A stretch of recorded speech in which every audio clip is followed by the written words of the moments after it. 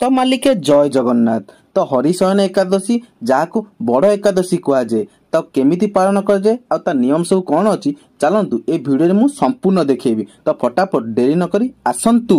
बड़ एकादशी रे भात किंबा बाहर जिनस किछि खाई परिबेनी, फलमूल किंबा पणा खाई परिबे। सेतिबे मु सागु आ कदली आनि पणा करी पणा प्रस्तुत करिया पूर्वरु भिजाई तो सागु प्रथमे ग्राइंडर रे भर्ती करथिली।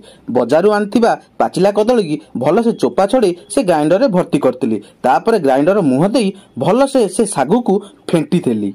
तापर जाइथिले आम बारिकी माने कदली पत्र पई। महाप्रभु कदली पत्र प्रसाद सेवन करियाकु तांको बहुत भल लागि थाए। आनिथिबा कदली पत्र को प्रथमे भल से पानी रे धोई नेली। तापर करिथिबा सागु पणा को प्रथमे कदली पत्र बाड़ी देली। तादरे पानी चढ़े भल से घंटी बजेई मोर पूरा विधि विधान अनुसार पूजा को संपूर्ण कली। भगवान को प्रणाम जणाई तापर जाइथिले आम घर पाखे थिबा जगन्नाथ मंदिर को। प्रभुंकर दिव्य दर्शन देखि मन पूरा प्रफुल्लित आ आनंद रे भरी गला।